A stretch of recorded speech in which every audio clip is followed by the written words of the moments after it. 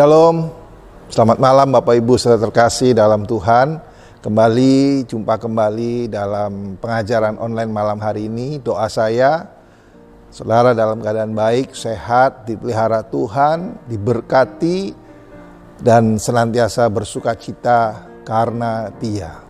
Sebelumnya mari kita berdoa lebih dulu. Bapa di surga, terima kasih buat malam hari ini. Kembali Tuhan beri waktu untuk kami belajar firman-Mu. Berkata-kata bagi kami, urapi kami semua Tuhan, sehingga firman yang kami dengar, kami mengerti, bahkan mengubah hidup kami menjadi baik, bertambah baik, karena firman-Mu mengajar kami tentang yang berfaedah, tentang yang bermanfaat dalam hidup ini. Hamba berdoa, sejauh mana pengajaran ini didengar, biar Roh Kudus beracara berkarya, sehingga setiap kami diberkati oleh kebenaran firman-Mu. Terpuji nama-Mu, di dalam nama Yesus kami berdoa. Haleluya. Amin. Nah, Bapak Ibu Saudara, malam hari ini kita belajar tentang sesuatu yang menarik dari seorang yang bernama Gideon, dan saya mendapatkan sesuatu hal yang luar biasa. Coba kita lihat sebentar Hakim-Hakim pasal yang ke-6 ayat yang ke-12, dikatakan malaikat Tuhan menampakkan diri kepadanya dan berfirman kepadanya demikian, Tuhan menyertai engkau ya pahlawan yang gagah berani. Jawab Gideon kepadanya, Tuhanku, jika Tuhan menyertai kami, mengapa semuanya ini menimpa kami? Di manakah segala perbuatan-perbuatan yang ajaib yang diceritakan oleh nenek moyang kami kepada kami ketika mereka berkata, bukankah Tuhan telah menuntun kami keluar dari Mesir? Tetapi sekarang Tuhan membuang kami dan menyerahkan kami ke dalam cengkraman orang Midian. Bapak Ibu Saudara, saya tidak akan membahas tentang peperangan Israel melawan Midian, tapi satu hal yang saya dapatkan dari kisah ini adalah saat Tuhan memanggil kita, itu bicara tentang potensi, bukan siapa kita. Tapi ini berbicara bahwa Tuhan melihat kemungkinan yang bisa kita capai di masa depan.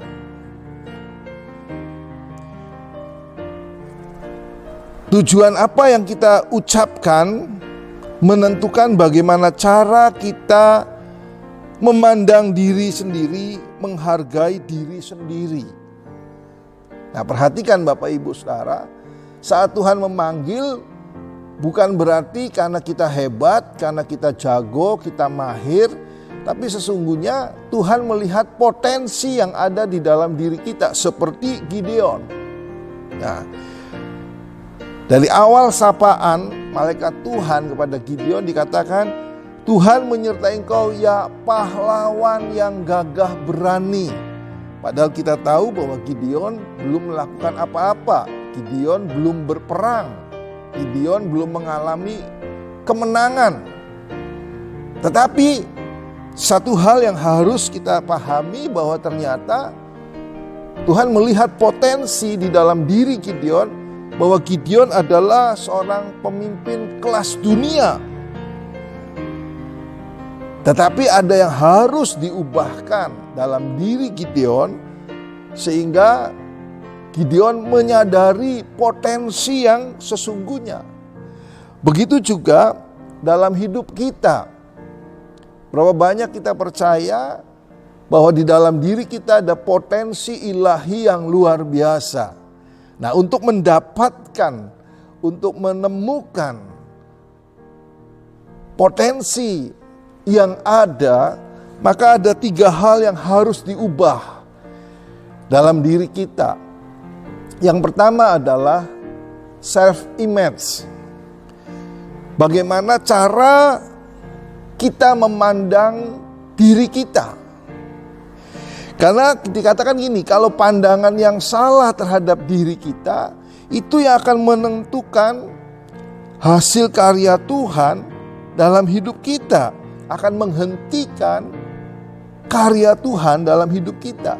Dalam Amsal 23 dikatakan seperti ini, Amsal 23 ayat yang ke-7, sebab seperti orang yang membuat perhitungan dalam dirinya sendiri, demikianlah ia. Dengan kata lain dikatakan, orang lain akan memandang saudara sebagaimana saudara memandang diri sendiri. Saya ulangi, Amsal ini berbicara gini, sebagaimana orang lain memandang Anda, sebagaimana Anda memandang diri sendiri, orang lain akan memandang Anda sebagaimana Anda memandang diri sendiri. Nah, kebanyakan dari kita seringkali salah dalam menilai diri kita sendiri. Padahal sesungguhnya kita adalah ciptaan Tuhan yang luar biasa. Dalam diri kita ada DNA-nya Allah. Nah, seringkali kita lupakan, seringkali kita abaikan atau kita tidak melihat bahwa dalam diri kita itu ada DNA-nya Allah.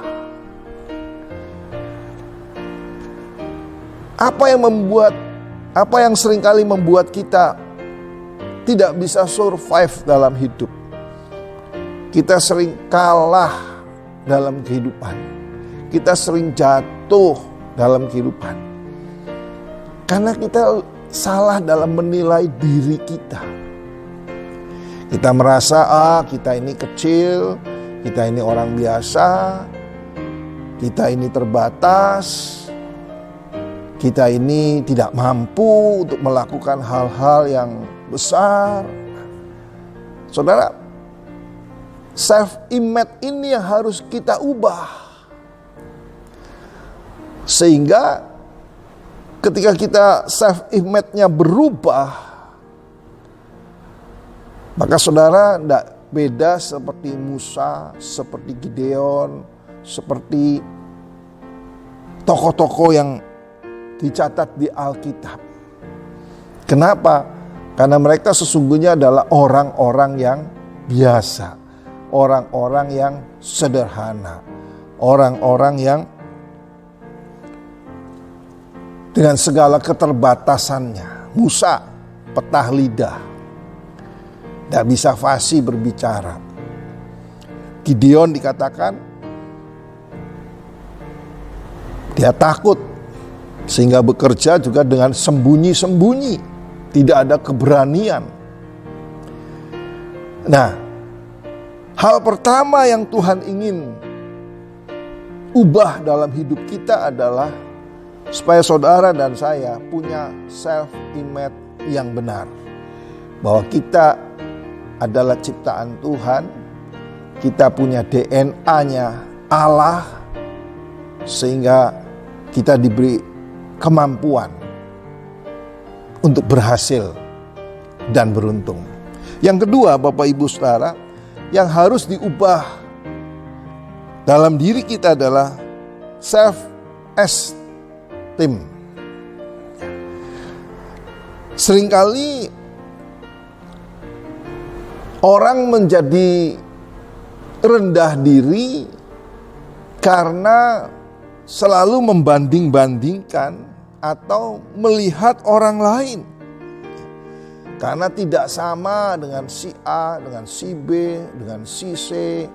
Oh, kalau si A ya memanglah dia lebih pandai, memang dia cakap, memang dia. Kita kerap kali membanding-bandingkan dengan orang lain. Nah, saudara, perlu disadari bahwa setiap kita memang pada dasarnya berbeda. Justru perbedaan itu yang akan menentukan nilai. Dari perbedaan-perbedaan yang ada akan kelihatan nilainya. Contoh, misalnya saja dengan mata uang kita, dengan rupiah yang ada. Bapak Ibu Saudara, kalau lihat uang, maka kita tahu bahwa uang itu dibuat dari bahan yang sama. mungkin juga dicetak dengan ukuran yang sama. Tetapi Bapak Ibu Saudara, gambar atau angkanya itu yang membuat perbedaan. Nah, dari perbedaan-perbedaan angka itu yang menentukan nilai, itu yang menentukan harga. Demikian juga hidup saudara dan saya. Kita harus mengubah self esteem kita. Jangan sampai kita merasa lebih rendah. Kita merasa tidak layak.